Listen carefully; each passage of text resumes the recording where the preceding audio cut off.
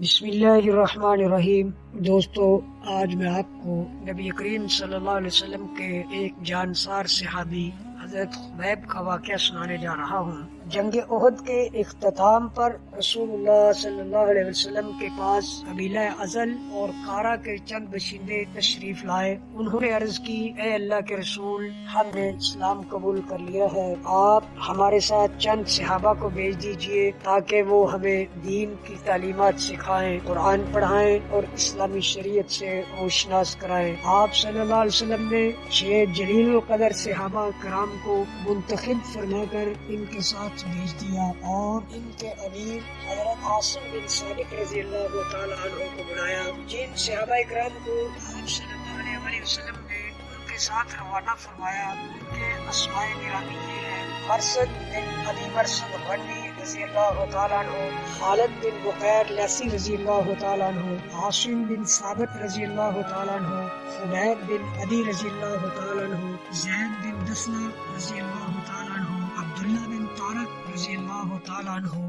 صحیح بخاری کی روایت میں 10 صحابہ کرام کا ذکر ہے اور باقی 4 کے نام نامعلوم ہیں۔ یہ صحابہ کرام ان لوگوں کے ساتھ چل پڑے۔ کفار کے قبائل کے قریب گزرتے ہوئے انہوں نے بڑی احتیاط محفوظ رکھی۔ انہوں نے کفار قبائل کی نظروں سے اوجھل ہو کر سفر جاری رکھا۔ قبیلہ حذیل کے قریب رجی نامی مقام پر جا پہنچے۔ ادھر قبیلہ حذیل کے لوگوں کو بھی ان کی نقل و حرکت کے بارے میں اطلاع مل گئی۔ حذیل کے 100 شہ سواروں نے ان کے پیچھے گھوڑے دوڑا دیے۔ وہ ان کے قدموں کے نشانات پر چلتے رہے۔ بالآخر اس مقام پر جا پہنچے جہاں صحابہ کرام ٹھہرے تھے۔ وہاں انہیں کھجوروں کی گٹھلیاں نظر آئیں۔ صحابہ کرام رضی اللہ تعالیٰ عنہم اجمعین مدینے سے کھجوریں بطور زاد راہ ساتھ لائے تھے۔ کھجوروں کی گٹھلیاں دیکھ کر شہ سوار پکار اٹھے، یہ دیکھو، یہ تو یثرب ہی کی کھجوریں ہیں۔ اب انہوں نے تیزی سے صحابہ کرام کا پیچھا کرنا شروع کر دیا۔ رفتہ رفتہ ان تک جا پہنچے اور پہنچتے ہی ان پر یکایک حملہ کر دیا۔ صحابہ کرام اس اچانک کیے جانے والے حملے سے بچنے کے لیے دوڑ کر ایک بڑی چٹان پر چڑھ گئے۔ حملہ آوروں نے چاروں طرف سے انہیں گھیرے میں لے لیا اور صحابہ کرام کے تعاقب کے لیے پہاڑ پر چڑھنے کی کوشش کی مگر ناکام رہے۔ جب بار بار کوشش کے باوجود پہاڑ کی کٹھن اور دشوار گزار راہ پر ان کے قدم نہ جم سکے تو وہ نیچے اتر گئے اور صحابہ کرام سے کہنے لگے، ہم تم سے پکا وعدہ کرتے ہیں کہ تم نیچے اتراؤ، ہم تمہیں کوئی تکلیف نہیں پہنچائیں گے۔ عاصم رضی اللہ تعالیٰ عنہ کہنے لگے، میں کسی کافر پر ہرگز بھروسہ نہیں کر سکتا، اس لیے میں نیچے نہیں اتروں گا۔ پھر آسمان کی طرف نگاہ اٹھائی اور دعا کی، اے اللہ، ہمارے حال سے اپنے پیغمبر محمد صلی اللہ علیہ وسلم کو باخبر کر دے۔ ادھر حذیل کے حملہ آوروں نے صحابہ کرام پر تیروں کی بچھاڑ کر دی، حتیٰ کہ عاصم اور ان کے 2 ساتھی تیروں کی زد میں آ کر شہید ہو گئے۔ اب خبیب بن عدی رضی اللہ تعالیٰ عنہ، زید بن دسنہ اور عبداللہ بن طارق باقی رہ گئے۔ حملہ آوروں نے انہیں پکارا، تمہارے لیے پکا وعدہ ہے، اپنے آپ کو ہمارے حوالے کر دو، ہم تمہیں کچھ نہیں کہیں گے۔ صحابہ کرام ان پر اعتبار کر کے نیچے اتر آئے۔ جب وہ ان کی دسترس میں آ گئے تو انہوں نے اپنی کمانوں کی رسیاں کھول کر ان صحابیوں کو جکڑ لیا۔ حضرت عبداللہ بن طارق بولے، یہ تمہارا پہلا دھوکہ ہے۔ یہ کہہ کر انہوں نے رسی سے ہاتھ باہر نکالا اور اپنی تلوار سونت کر کھڑے ہو گئے۔ وہ بڑے بے باک اور جری ہونے کے ساتھ ساتھ بہت طاقتور بھی تھے، اس لیے وہ بزدل حملہ آور ان کے پاس آنے کی جرت نہ کر سکے۔ انہوں نے دور ہی سے ان پر پتھر برسانے شروع کر دیے، حتیٰ کہ پتھروں کی بچھاڑ سے حضرت عبداللہ بن طارق شدید زخمی ہو جانے کے بعد زخموں کی تاب نہ لا کر شہید ہو گئے۔ بعد ازاں یہ غدار حملہ آور حضرت خبیب اور زید رضی اللہ تعالیٰ عنہ کو قید کر کے ساتھ لے گئے اور مکہ پہنچ کر انہیں فروخت کر دیا۔ خبیب رضی اللہ تعالیٰ عنہ کو حارث بن عامر کے بیٹوں نے خرید لیا، کیونکہ خبیب رضی اللہ تعالیٰ عنہ نے جنگ بدر میں ان کے باپ حارث کو ہلاک کیا تھا۔ زید کو صفوان بن امیہ نے اپنے باپ امیہ کے بدلے میں قتل کرنے کے لیے خرید لیا۔ امیہ کو بھی مسلمانوں نے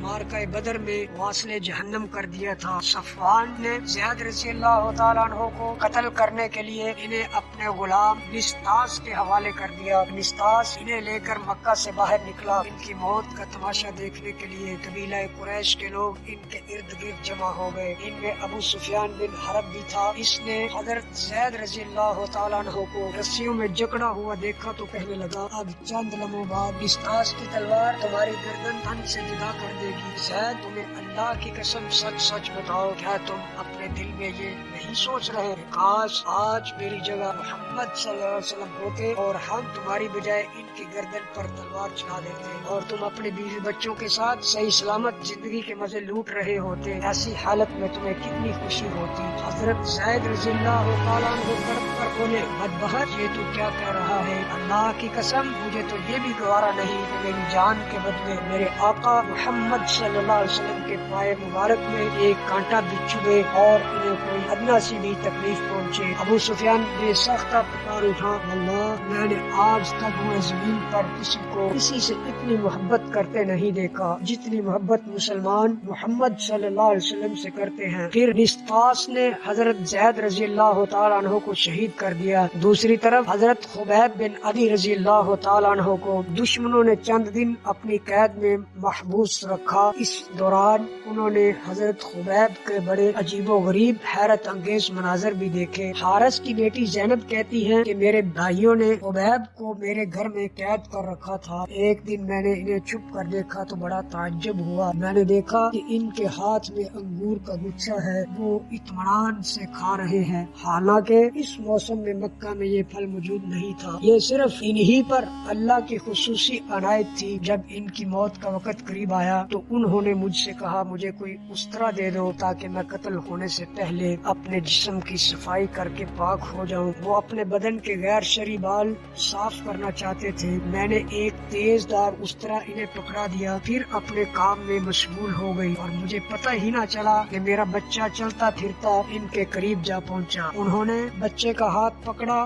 اور اسے اپنی گود میں بٹھا لیا۔ جو ہی میری نظر پڑی تو اچانک مجھے شدید جھٹکا لگا اسی تیز دار استرے سے۔ میں سوچنے لگی اف توبہ، میں نے یہ کیا کر دیا، یہ شخص تو اپنے غم و غصے کی وجہ سے اسی تیز دار استرے سے میرے بچے کو ذبح کر ڈالے گا، اسے تو قتل ہونا ہی ہے، اس لیے یہ شخص قتل ہونے سے پہلے ہی کہیں اپنے قتل کا انتقام نہ لے لے۔ میری سہمی ہوئی شکل دیکھ کر خبیب بھانپ گئے کہ میں ڈر گئی ہوں۔ استرا ان کے ہاتھ میں تھا، کہنے لگے ڈر کیوں گئی ہو، تم کیا سمجھتی ہو کہ میں اسے قتل کر دوں گا؟ انشاءاللہ میں ایسا کبھی نہیں کروں گا، میں دھوکہ کرنے والا نہیں ہوں۔